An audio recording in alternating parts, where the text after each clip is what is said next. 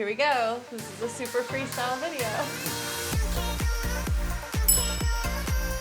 Hello my friends, we have a slightly different video for you today. This is going to be a behind the scenes look at a commercial we recently filmed. It was for a tablet for a company called Vastking. And in case you're wondering who this is, you guys know this one, but this is Cayden.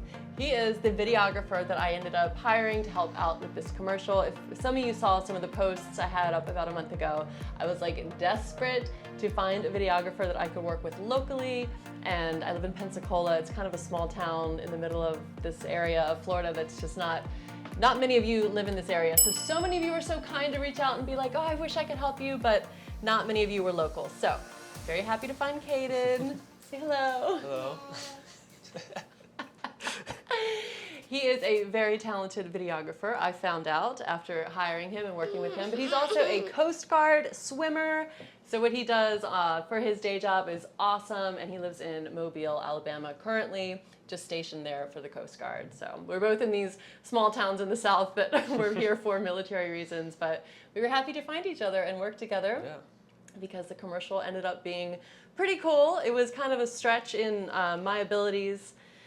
Filmmaking abilities, I'm always learning how to put these things together, and yeah, and then we have our child actor here, Ella, who does better with each, she's doing better with each and every commercial, and today we're just gonna kind of go behind the scenes, show you the commercial, and share some of our thoughts on just what went down and what could have been, we've become good friends, what could have been better, and yeah, Brian was another component in it, but he was like the van driver and the Ella handler. So he was able to do the things that he does best, and I didn't have to ask him to film us, which was great. And he could also appear in the commercial, which was great, yes. Play with me. Okay, let's roll that commercial. Introducing the Kingpad SA10 by Vastking. Ultralight. Super fast. Exceptionally reliable, offering stylish portability and a vibrant visual experience. Designed for work and play.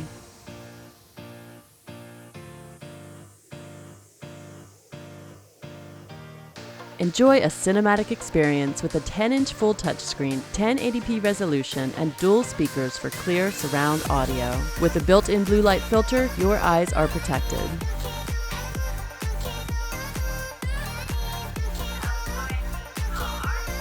Stay connected anytime, anywhere. And easily access all of the information you need. Hey Google, what's the weather going to be like today? Right now it's 74 degrees and sunny. Sunny!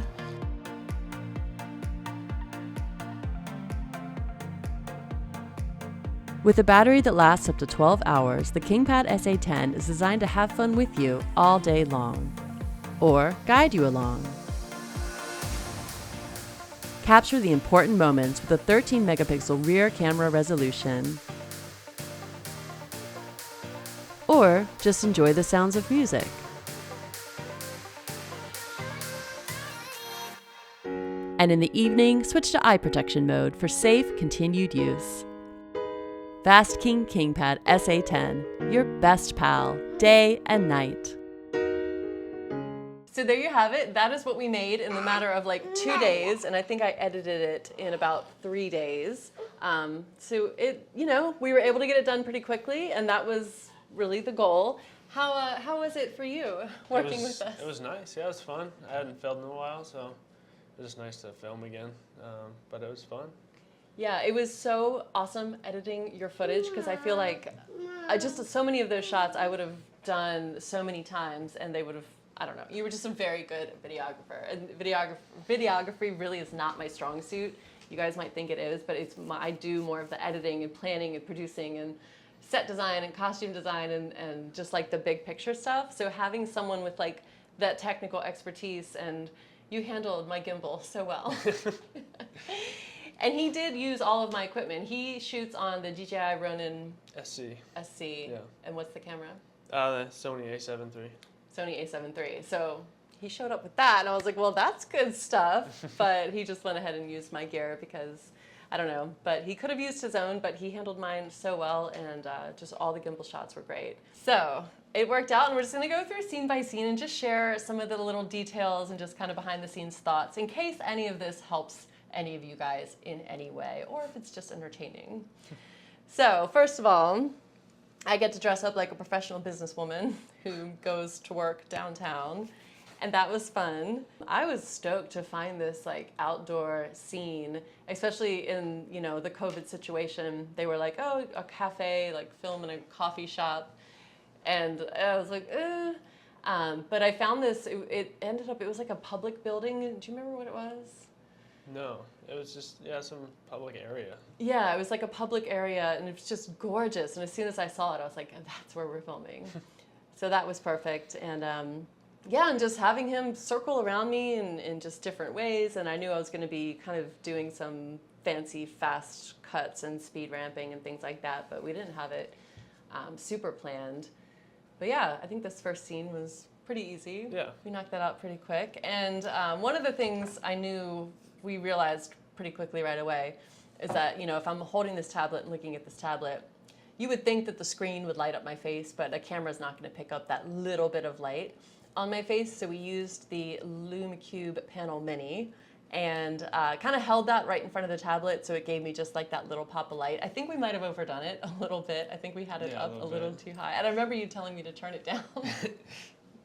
And I did, but I probably should have turned it down a little bit more, but it worked out. Now I had this plan for the first transition, and gosh, not that I overplanned it, I planned out every shot of this well because I knew we had to do it quickly, and like I didn't even know him when he showed up, so I was like, okay, I don't want to seem all like scattered, so I had this shot list. Did I seem super organized? Yeah, you did. I did. Yeah. Like hyper organized. Yeah. Yes. No, that was probably good. But the one thing I failed at doing, I planned to have a shot of Ella on the tablet that I was going to be like, oh, I just got off work and I'm looking in emails. And then I see a shot of my daughter and then I'm like, oh, let me go home to my family. But it was going to be like this Zoom transition. But I didn't actually have a shot of her. So I'm sitting there like, oh, crap, I don't have this shot. And he was like, well, go to your Instagram. And of course, I have pictures of her on my Instagram. So we found this one and it happened to work. And then the transition worked because we came back here to the house and had her on the couch. I think it looked pretty good. And then I told him in advance, I was like, handling my child, having, you know, is going to be the hardest part. And it's like a wild card whether or not she's going to cooperate. But it was a lot different than 6 months ago. If you guys saw the Heim Vision commercial that I did with her, where she actually played a baby. I'm like, here's my baby. And she's like 2 years old at the time. But she's a lot more mature now, and she kind of followed direction. Yeah, she was fine. Yeah, I think just having you here, having like a stranger here, she's a little bit more like, okay, we're doing something. It's not just mom and dad. Yeah, so. Exactly. Yeah, and you were so good with her. You guys are like best friends now. So these shots on the couch worked out pretty well, and I think the key, and a few of these tips are going to be more about like working with children, but I think the key was really just to have her naturally doing something, which in this case was playing on the tablet. So I got some apps. I'm like, here, check this out. And that was pretty simple because she just watched the apps. Yeah, just filmed her playing. Yeah. And then Brian is, you know, my main actor who takes direction pretty well. And we had like this kind of a grand vision for this transition from night to the next day. Because basically the client gave me a list of things they wanted to demonstrate from the tablet. So it was like, you know, child using the tablet, like woman working at work with the tablet, and then like family watching the tablet in the evening. So I took the shot list and kind of made a storyline. So it was like the woman at work comes home, the kid's playing, and then she's in bed, and then the mom and dad are watching a movie in the evening, and then transition to the next day. So I had him film this at least like 6 times, yeah. Where I go, and I put down the tablet.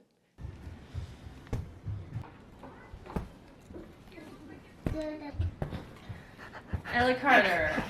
No, and listen. So we got a bunch of shots of that, but then it ended up being a pickup shot at like after he was gone, so I didn't have his help anymore.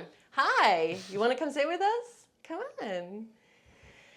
And this was the hardest part, I think, of the whole video, was coordinating her grandmother calling. So it was like her grandmother Mommy. was calling. Yeah. I hurt my head. Your head. Let me hold it for you.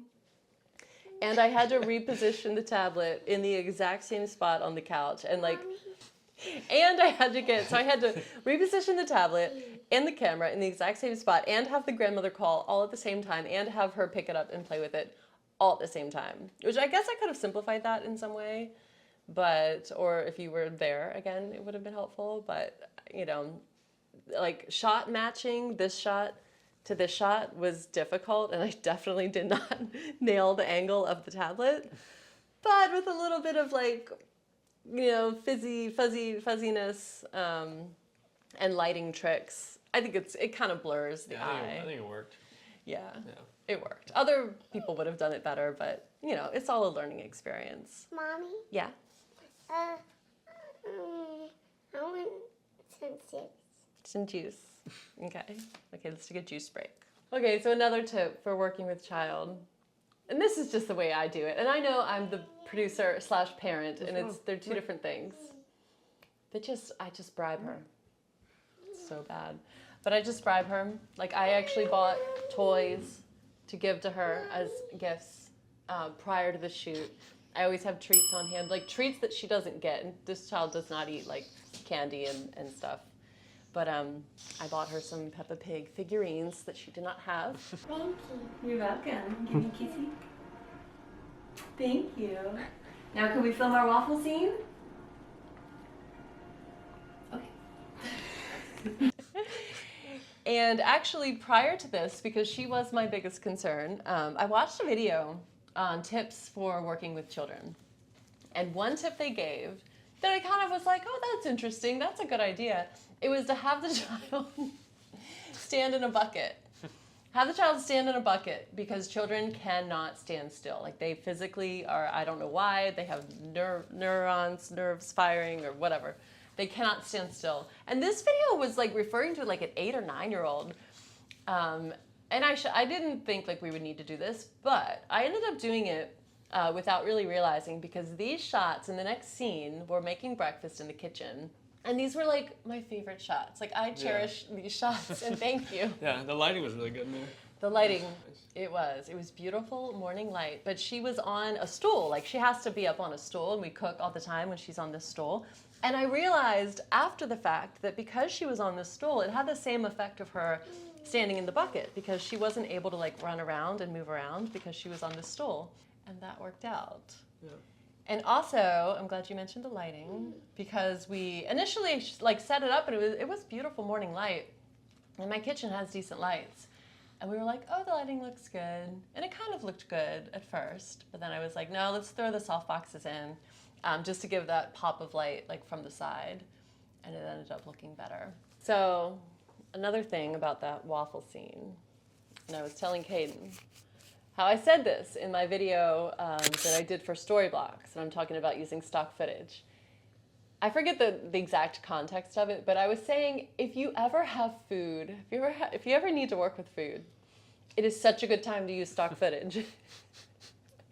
Because unless you're like a food blogger and like food is your thing and it's the whole like center of what you do, don't even mess with making food, because it is just such a hard thing to control, especially the look of it, especially if you're filming as you make it. And for some reason, I was like, we need to get like all these shots of this waffle being made. We did spend a lot of time on it. We did. And the waffle maker broke halfway through, so it ended up becoming a pancake. But fortunately, most of what made the waffle pretty, or the pancake, was the whipped cream and the strawberries. So one thing to do in advance of filming anything like this is think about those little details and those little things that are going to visually just like add to it. So I went out and I bought fresh flowers, I got the whipped cream, I got the strawberries, even though it's just going to be a quick shot. But you'll see in this commercial, there's fresh flowers, and it was every single scene. And I think they just add a little something. Yeah. Yeah. And they were easy to incorporate. And I guess the waffle was important because it did. it did get Ella to naturally engage. It got her to sit still on my lap, but she is eating it with her mouth open. As I demo the Google Assistant, which was the whole point of this scene. Mommy, Yeah, babe. I really want some fuzzy juice. Mix it a pumpkin one. Okay. It's almost like she knows that when a camera's rolling, she gets whatever she wants to keep her happy. Okay, you talk with Cayden about your experiences filming while I get your juice. Hi. What's up? Do you like making videos? I do like making videos. Do you like filming with me? Yeah. You're really easy to film. What kind of camera do you use? I use a Sony A7. I'm a Canon guy. Okay, this is another good thing. Just like the trickery that has to go into making videos in general. So it was not 75 and sunny that day. Oh wait, what was it that? It was like overcasting, and it was like 65. Yes. I think. Okay, yeah. So the whole idea was that we're eating breakfast, and I asked Google Assistant, through the tablet, what the weather is. And because she says it's sunny, then we decide to go to the beach. Yeah. Hey Google, what's the weather going to be like today? Right now it's 74 degrees and sunny. Sunny! But it wasn't sunny. It was good enough for us to go. But Google Assistant wasn't going to say that it was sunny if it wasn't. It'll be partly cloudy with a forecasted high of 79 and a low of 66. Cool. Right now it's 74 degrees and cloudy. So he had the suggestion, because I was like, oh no. He was like, just ask it another day and use that audio clip. Yeah. Which is exactly what I did. And it was perfect. And that worked out. So after we decide to go to the beach, we walk out to the van. And actually, and this is part of the reason I was so worked up about oh my gosh, are we going to be able to pull this off with a kid? Is because a week prior to this, I had her little cousin visiting. And I was like, oh, won't it be great to have just 2 kids? 2 kids are better than 1 in this video, and we'll just all go. But Mason had he had never even been around a big camera whatsoever. So I tried to film this scene with them. They were going to both run out to the car at the exact right timing, and it definitely didn't work. And he was actually really cute in front of the camera, but he would just run up to it and smile. But it didn't so much work for the flow of the video. So we had a little bit more control using just her. And and again, she was just doing a natural thing, just running out to the van. And because it was natural and her dad was right there welcoming her, it didn't seem like a big deal. And then having him just in the back, filming everything, made it so much easier than me trying to run back and forth and film everything. And we had an idea for the coolest shot, and I don't even know that I showed you the first portion of it. Remember when you were going to be coming in, and then we were going to cut to a time lapse of the road? Yeah. So here's the shot. Here would have been the first portion of it that didn't make it into the video. And the only reason, because that looks so cool, that it didn't make it in is because we didn't get the time lapse, because I forget why. The GoPro, I don't know, it just didn't work. We didn't get the time lapse. And then I didn't have time to go back and get the time lapse because it had to be done so quickly. So I just omitted that little idea, but it would have been cool. I still want to kind of go and get it. What did you think was the hardest part about the video? Getting the lighting on the beach, I think. Yeah. Yeah, it was just hard to balance everything. And you couldn't really get the screen. It just looked dark because it's so bright on the beach. Yes. Yeah. Exactly. That was definitely the problem. Yeah, there were a lot of shots, and actually the client was like, well, we want the tablet to be bright. And I explained to them, I was like, you can do an image composite where you can have the tablet and then have the background, and I actually did some images for them like that. But there's no way you can expose on the tablet and make it bright and the background be bright at the same time. And there are definitely special effects and ways to do that, but that was not in this budget. So from a videographer standpoint, because you used the DJI Ronin SC, but you used my Weeble, my Zhiyun Weeble S. Yeah. So which gimbal did you prefer working with? I like my Ronin, but I think it's just because I have it set up to how I use it. Yeah. So it's just kind of, all the preferences are set up for my needs. Yeah. Yeah, your Ronin is pretty awesome. I like it. I think it's a little bit bigger. It is, yeah. Let's look at them. Actually, we have them both right here because he was coming down to hang out and like film stuff again this weekend. And we were like, let's do a gimbal comparison video. So we went out on the boat today and we were filming side by side, like, oh, we're gonna compare like whose is less shaky. And then I was like, wait, yours is a full frame camera, mine is not. Yours has in-body image stabilization, mine does not. And the full frame thing is like whatever, but the fact that he has IBIS in his and I don't, that is not an apples to apples comparison for stabilization from the gimbals, because he's gonna have more stabilization just naturally. But yeah, just size-wise, I don't know, I'm always going for smaller. Yeah. And yours is bigger, but your camera's bigger. I mean, mine technically I think can handle that same camera. Yeah, I think the extra handle on there too, you know. Let's look at them like that. Yeah, it's definitely smaller. Weight-wise, well, your camera's heavy. Wow, no, actually, like, your camera's definitely heavier, but these don't feel that different. Yeah, I think they actually tried to make this pretty light, the gimbal itself, just because they wanted to have a lighter option compared to the S. Right.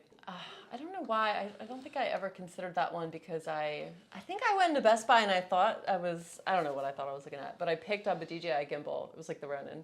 And I was like, oh, like, no way. Like, that thing is way too huge, especially for a mirrorless camera, because I like having the smaller cameras. And I definitely take sacrifices in image quality and stuff for having a crop sensor camera. But I knew I can get away with a smaller gimbal, and I definitely wanted the smallest gimbal possible that handles well on a smaller camera, if that makes sense. But I think DJI just released a new one that is... They did. what is the name of it? Do you know? It's like the R.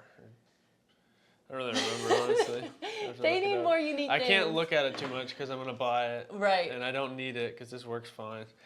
Yeah, that's what I thought when I saw like a little preview for it. It was like, oh, it's foldable and collapsible and all these things that just like hit my heart. And I'm like, oh my God, I'm going to buy that if I look at it. I just didn't. But I will. I'll probably look at it and buy it. One of us. Yeah. We need to like alternate the things we buy and then we can test out everything.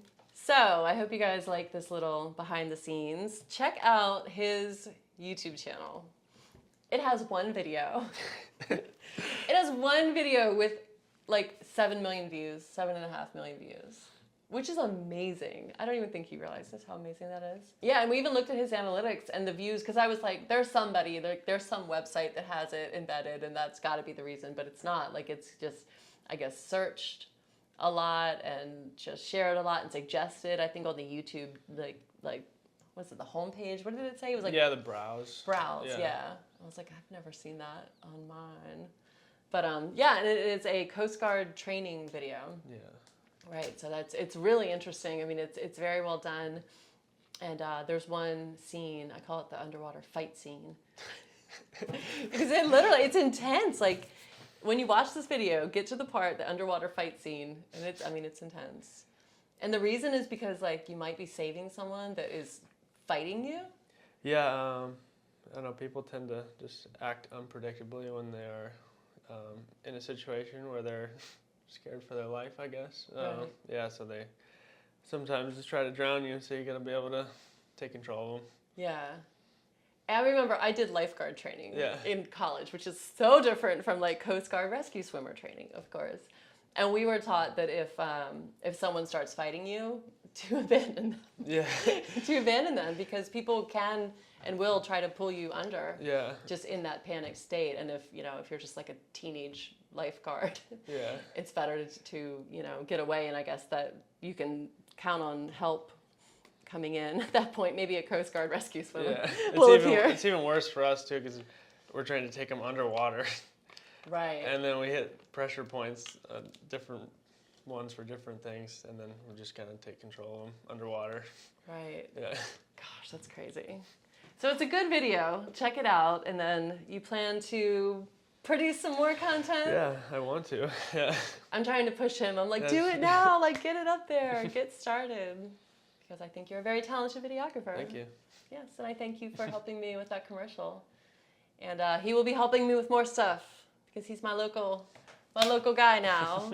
And yeah, he'll definitely be helping me with some YouTube videos because, like I've told him, it is so hard to be on camera, in front of the camera, behind the camera, just doing it all at once. So having an extra hand is going to be great. And yeah. Thank you for appearing in this video, and I hope this behind the scenes helped them. Do you have any more advice for the people at home who might want to do videography or make commercials now that you're a pro at it? I don't know. No? No, I don't know. You were good with your manual focus. Yeah. Yeah. I think that saved the day a few times because I rely a lot on autofocus because, you know, as long as you have dual pixel in the Canons or if you're using a higher end Sony, they do have good autofocus, but sometimes manual focus is just going to be what... Yeah. Yeah, nails certain it. situations it just kind of need it. Yeah. Yeah. Good stuff. All right, guys, leave us a comment if you have any questions about the commercial for me or Cayden. Let us know and check out his channel. And you'll be seeing him again soon. So we will see you guys in the very next video. Bye. Say bye. Bye.